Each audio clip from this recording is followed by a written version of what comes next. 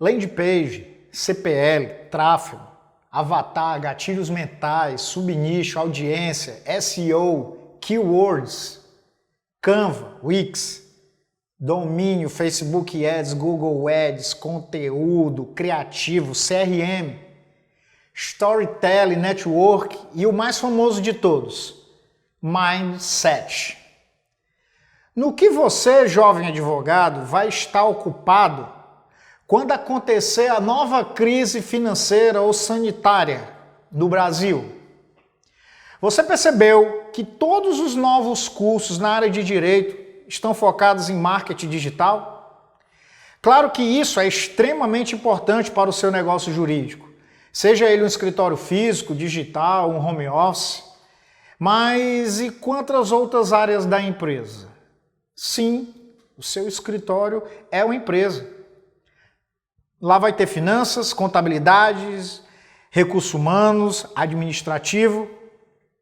Quem é que vai estar cuidando disso tudo?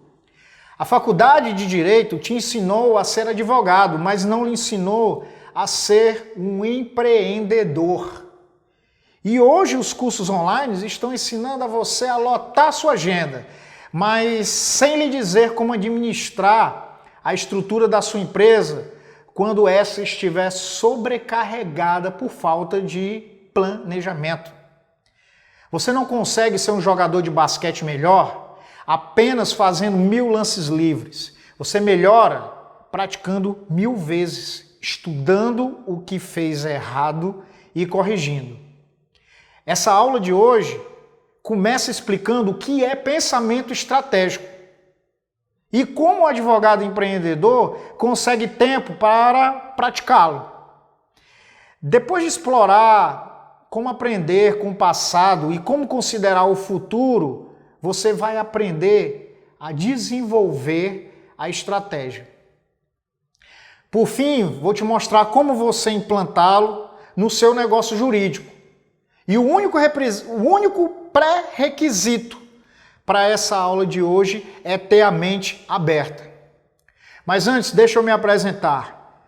Meu nome é Neumayer Filho e eu sou de uma família cheia de advogados e cheio de militares. Alguns, inclusive, são militares e advogados ao mesmo tempo. E quando eu fui escolher minha profissão, muitos queriam que eu seguisse a carreira de advogado. Mas eu tinha em mente uma coisa, eu queria me formar para trabalhar no mundo dos negócios. Fiz o vestibular e também fiz o curso, o vestibular não, fiz o concurso para ser oficial da Polícia Militar do Estado do Ceará. E eu passei.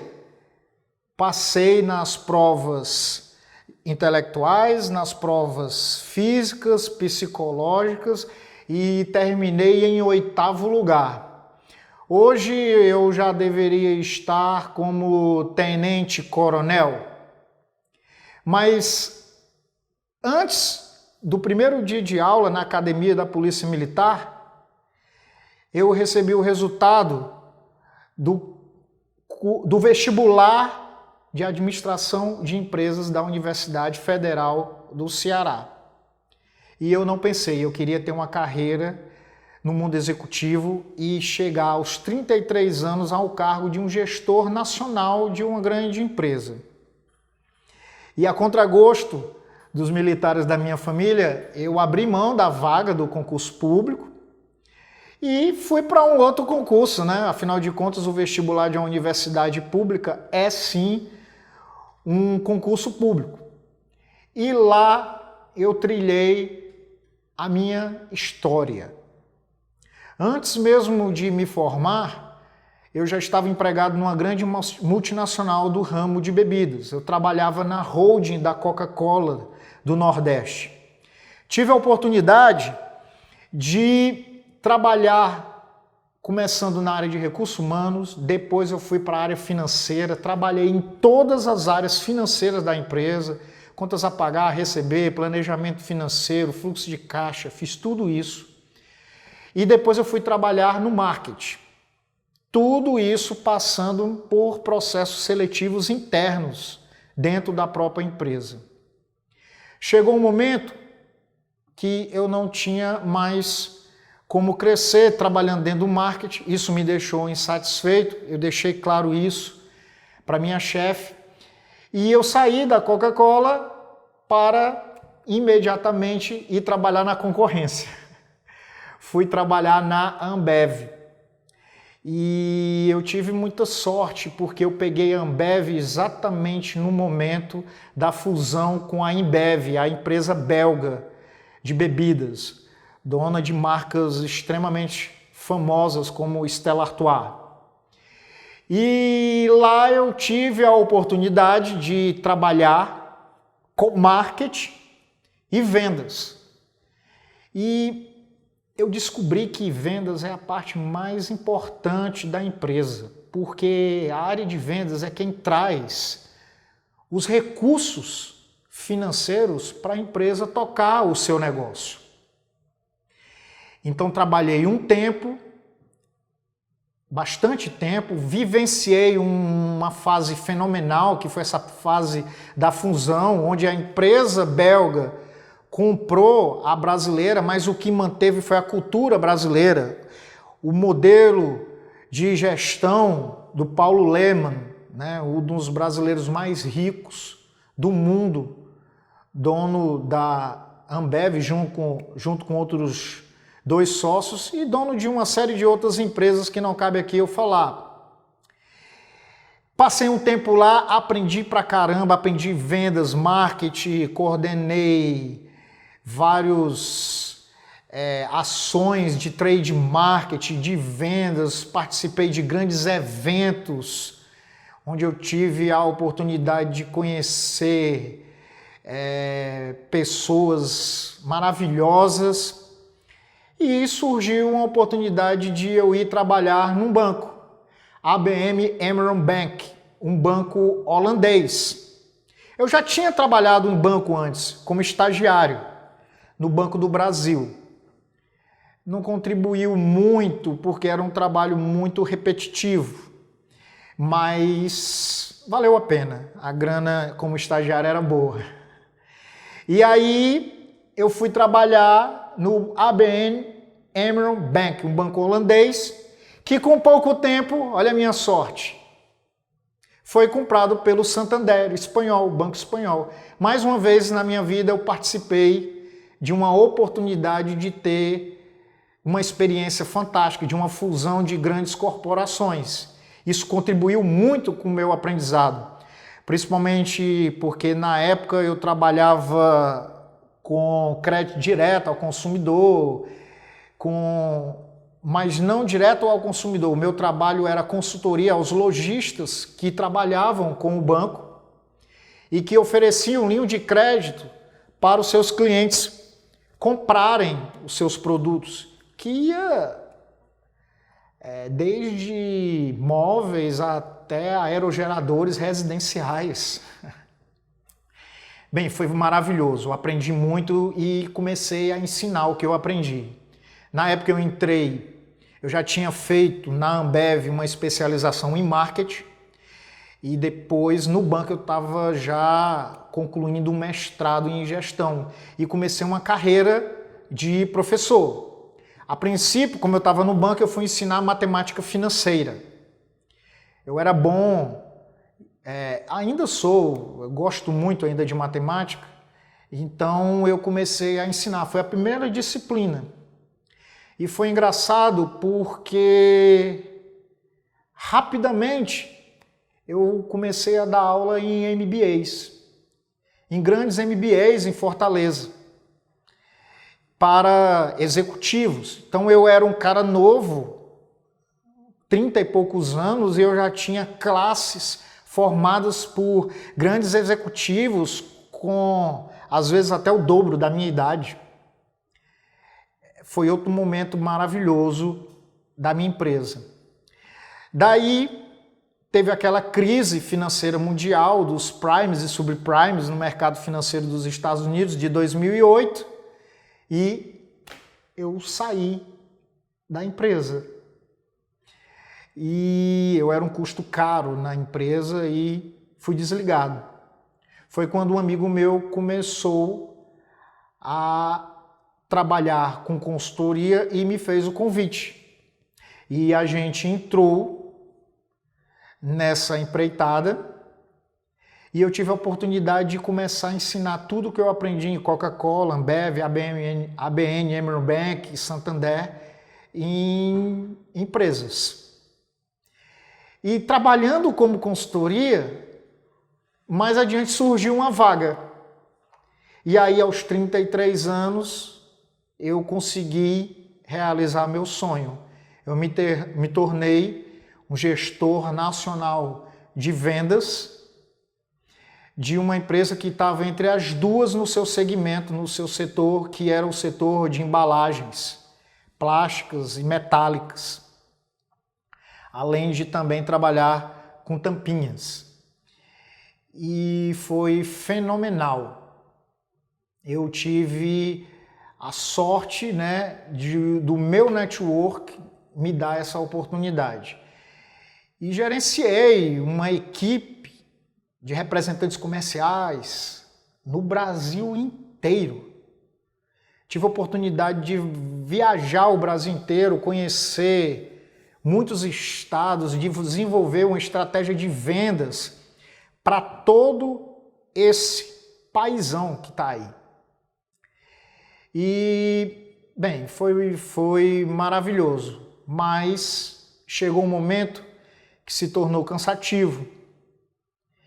E eu entendi o seguinte: eu encostei a minha escada no muro, subi o muro, quando cheguei lá, vi o que tinha do outro lado, experimentei, mas estava na hora de experimentar novos ares. Foi quando um amigo meu, que tinha feito mestrado comigo, me chamou para eu ser coordenador de uma faculdade no interior do estado do Ceará. E lá vou eu. Eu tinha ido para a Argentina, passar o Réveillon na Argentina e estava pensando em ir embora para a Argentina. Mas quando surgiu essa oportunidade eu pensei, não, antes de dar um salto enorme como esse, eu vou segurar a onda e vou resolver experimentar. Por que não ter a oportunidade de transformar a vida das pessoas? Sendo professor, de graduação e coordenando estágios. Na sequência, eu passei num concurso para professor substituto da Universidade Federal do Ceará, que depois virou Universidade Federal do Cariri. E aí foi maravilhoso, porque eu virei professor não só do curso de administração, mas também do curso de engenharia, da produção e engenharia civil.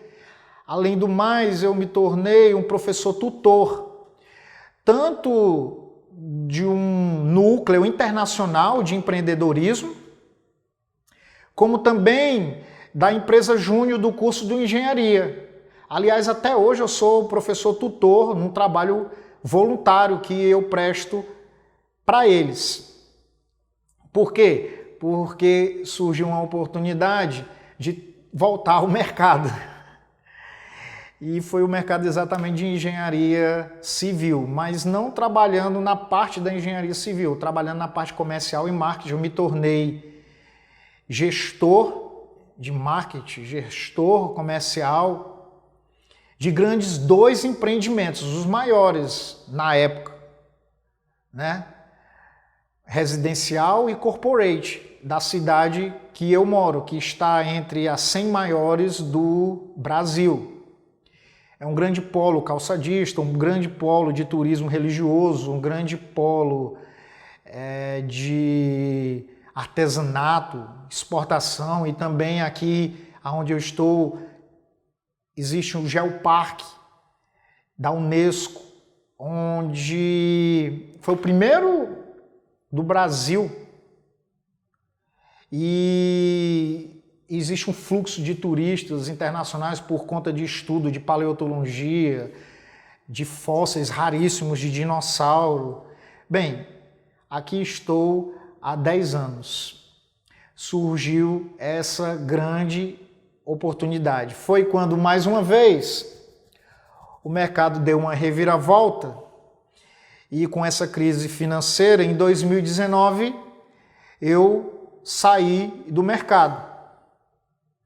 E meu pai já estava num projeto de fazer a sua aposentadoria.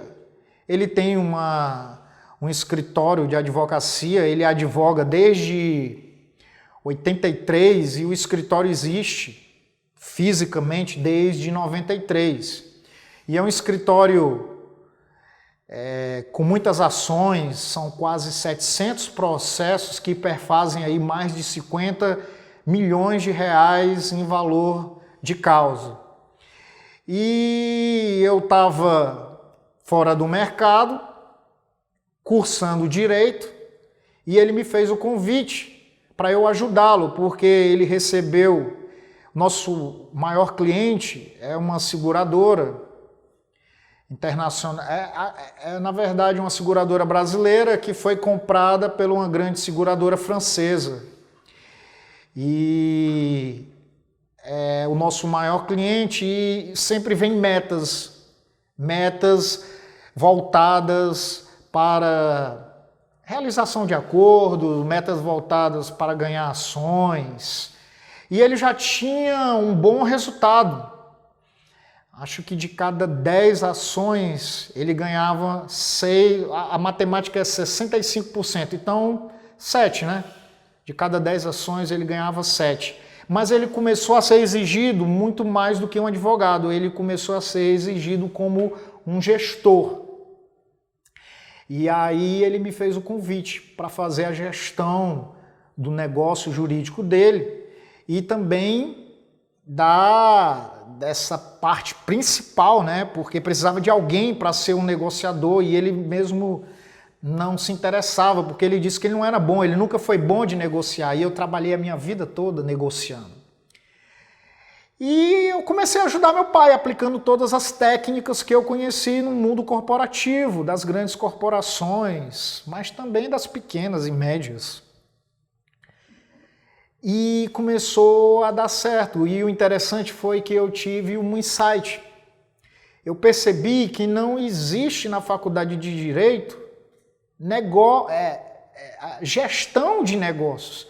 E você, advogado, ao sair da faculdade, você está despreparado para atuar como empresário, que é o que você vai ser quando você for montar o seu escritório de advocacia.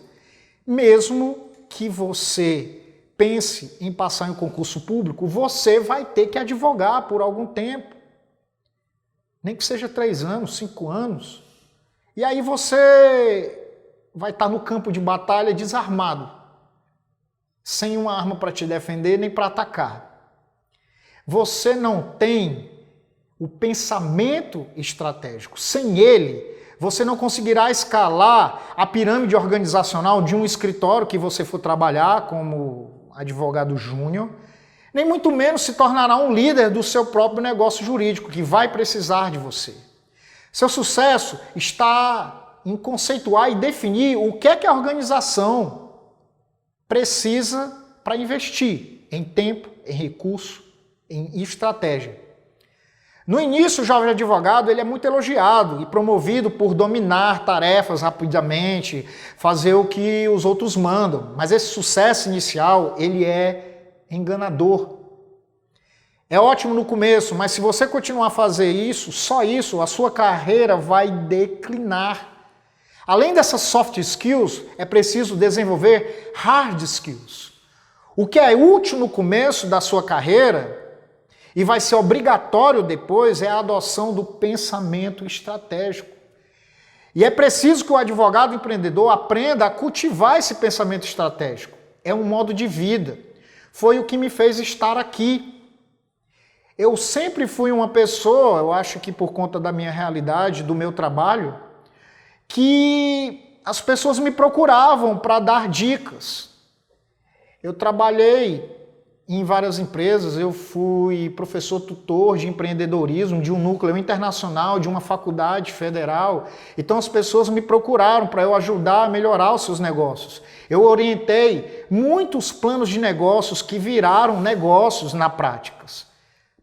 Planos de negócios de empresas com fins lucrativos e associações sem fins lucrativos. Com isso eu criei o meu próprio clube de rugby. Eu fundei um clube de rugby, que é meu esporte, que aliás eu fico feliz porque ele inspira muitos livros, como Pai Rico e Pai Pobre. Tem vários exemplos de rugby lá. Eu li um livro também, Scrum, como fazer o dobro na metade do tempo, também tem lá muitas dicas voltadas para o rugby, porque o nome Scrum é um movimento do nosso jogo, que aliás é na posição que eu jogo. Eu sou especialista em Scrum. E eu comecei a dar dicas depois para a Secretaria de Esportes da minha cidade, orientando outros empreendedores sociais a criar seus clubes e a gerir. E isso fez com que depois eu fosse até cogitado para ser presidente da Federação Cearense de Rugby, meu estado, e isso acabou acontecendo. Atualmente eu sou presidente da Federação Cearense de Rugby com muito orgulho. E a sorte me fez ter contato com a presidente, a CEO da Confederação Brasileira de Rugby, que trabalhou na Ambev, e ela está implementando o modelo de gestão da Ambev na Confederação Brasileira de Rugby. Fico feliz porque o que eu aprendi, estou ajudando pessoas, estou ajudando a minha vida, estou ajudando meu pai e pretendo ajudar você com esse meu insight em criar um curso de empreendedorismo jurídico. E constantemente essas pessoas que me procuram, elas querem saber como eu melhorar os seus negócios. E eu ajudo, não porque eu preciso do dinheiro, até porque eu nem cobro isso para elas, mas porque eu entendo sim que o empreendedorismo é a única chance de transformação real das pessoas, de uma economia, de um país, de uma nação. Então o que me move de fato é que eu quero deixar tudo isso registrado. Eu tenho 2 filhos e quero trabalhar neles a mentalidade empreendedora. Eu quero que eles aprendam esse caminho de transformar. Eu quero que eles desenvolvam essa mentalidade estratégica. E como cultivar essa mentalidade estratégica? Questione suposições.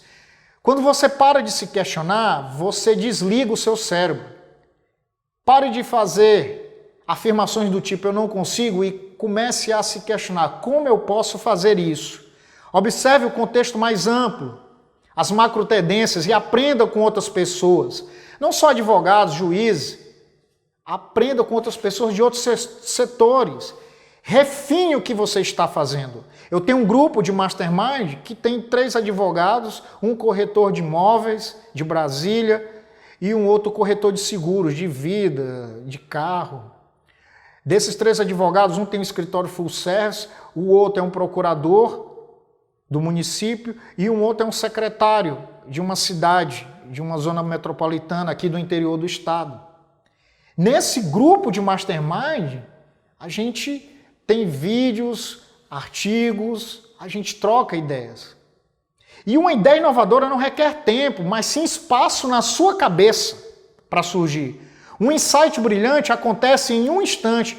Precisamos arrumar a casa mental, estarmos presentes no que estamos fazendo e refletirmos sobre tudo que está à nossa volta, lançando ideias e testando essas hipóteses. É assim que a criatividade ocorre. É a mentalidade do pensamento estratégico. Você pode ser o melhor em uma tarefa que não é relevante. Logo, isso é como se nem existisse. Isso é ruim para você que trabalha como um advogado associado em algum escritório, mas é péssimo se o escritório for seu, você se torna um empregado caro. Você deve alinhar a sua estratégia e como você usar o seu tempo naquilo que realmente importa, naquilo que faz diferença no contexto do seu negócio jurídico, seja trabalhando para você mesmo ou para o outro. para um outro advogado. Pergunte-se, aonde é que você quer estar daqui a 3, 5 anos? Você está bem direcionado? Você está aprendendo inglês? As melhores técnicas de negociação são do curso de Direito de Harvard. Storytelling, uma técnica de você utilizar para convencer alguém a comprar alguma coisa, a vender, é estudado em Harvard. Pense em sua carreira com visão estratégica, em longo prazo. Isso pode lhe trazer grandes recompensas. Ser estratégico e ser visto dessa forma por outras pessoas é importante demais para a sua carreira.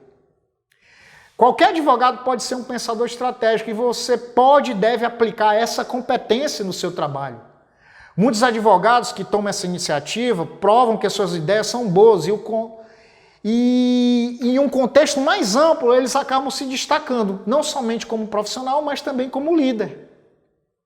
Mas um dos aspectos mais difíceis é ter tempo para isso. Estamos sempre ocupados com tarefas urgentes, então a gente deixa para pensar em estratégia, o pensamento estratégico para depois. É fácil. É por isso que eu criei o programa Zillow de empreendedorismo jurídico, para te levar direto ao ponto. Eu vou te ensinar a conseguir tempo para pensar com autorresponsabilidade. E você vai ter essa prática de imaginar o futuro verificando tendências e possíveis cenários. Lógico que se tratando de futuro, não há como você garantir que qualquer previsão será perfeita. Por isso que eu gosto de uma frase de Peter Drucker. Algumas pessoas chamam de Peter Drucker, mas o sobrenome dele é holandês, então é Peter Drucker. A melhor maneira de prever o futuro é criando ele. Com a prática, as suposições que você vai fazendo vão se tornando mais fundamentadas. E a maioria das pessoas não explora esse contexto mais amplo e são surpreendidas por disrupções. Se você não acompanhar as tendências, você será surpreendido. Então, procure estar à frente dos outros, pois você terá tempo para criar estratégias e se adaptar quando a disrupção chegar. E você vai ter um plano não na sua cabeça, você já vai ter um plano em implantação. Para monitorar as tendências, leia muitas publicações de interesse geral de outras áreas e específicas do seu setor. Identifique pessoas que você considera como outliers, aqueles que são fora da curva. Aprenda com eles, aprenda com seus insights. Se você ficar só no mundo jurídico, você nunca vai aprender a ser criativo.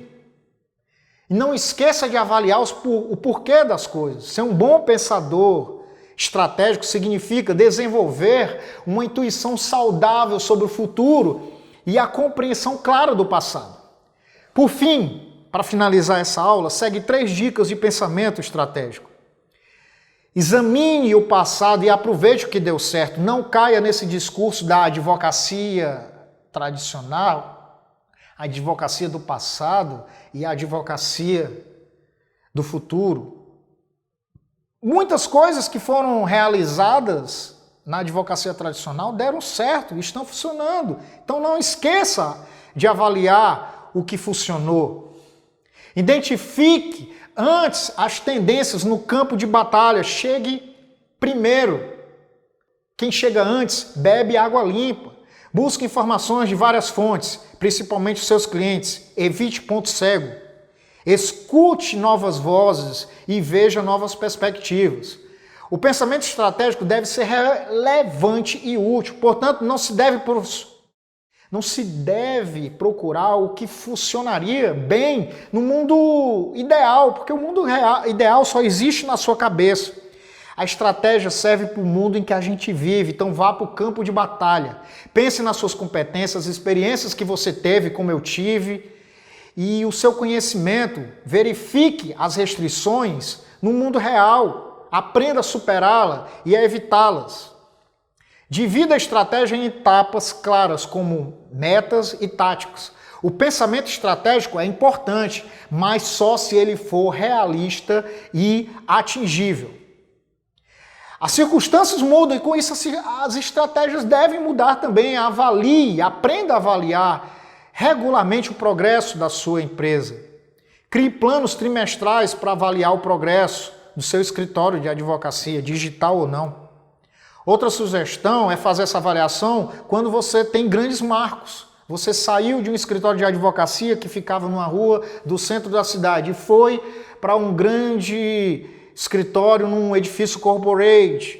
Aproveite a oportunidade que você está organizando a casa e faça uma avaliação. O que é que aconteceu para você chegar lá? O que é que deu certo e o que é que deu errado? Estratégias não são feitas como um fim em si mesmo. Aprenda a tomar as melhores decisões e a fazer estratégias que são precisas, comparando as suas hipóteses, as suas suposições, com os marcos na sua carreira, com as conquistas do seu escritório e ver o que você errou e acertou. Isso te revela onde você está e vai te poupar do maior erro do empresário, do empreendedor, do advogado empreendedor, o excesso de confiança. Porque o excesso de confiança te deixa cego em alguns pontos. Por fim, cuidado com a síndrome do objeto brilhante. É fácil ficar animado com uma oportunidade nova que aparece e é diferente. E aí você pensa em abandonar o que está sendo útil, o que está dando certo, por algo que parece melhor. Não se iluda. Pensando que é possível buscar as duas oportunidades ao mesmo tempo, com a mesma força, com a mesma energia. Não se precipite. Faça um teste e confirme a sua hipótese se você está certo. E aí sim você pode ir explorar um resultado que pode ser extraordinário, mas sem trocar de imediato a estratégia que estava funcionando. Faça isso com moderação e de modo estratégico. Eu gosto de uma frase do Mike Tyson. Todos têm um plano até levar um soco na boca. E o pensamento estratégico permite que você se adapte, que você esteja preparado para mudança nas circunstâncias, antes de você levar o soco. Eu me lembro de um grande time do Chicago Bulls, da década de 90, com o Michael Jordan. E eles jogavam muito, era um excelente time, ganhou vários times. Mas às vezes, em uma determinada noite, nada dava certo. E o Jordan, o maior jogador de basquete de todos os tempos, chegava para a equipe e dizia: pessoal, vamos fazer o básico. Jogar no nível que a gente joga não está dando certo hoje. Vamos fazer o básico. Não se apegue às suposições do passado. Não deixe a situação piorar, não insista, esteja disposto a improvisar. Ninguém ensina formalmente o pensamento estratégico na faculdade de Direito. Por isso é essencial tomar a iniciativa e aprender como aplicá-lo. E aí, indestrutível, faz sentido para você isso que eu falei hoje? Deixe o seu comentário aqui para eu saber. Se achou legal, compartilha com um jovem advogado amigo que você acha que vai curtir também. Eu sou Neumayer, idealizador do programa Zílio Empreendedorismo Jurídico, direto ao ponto.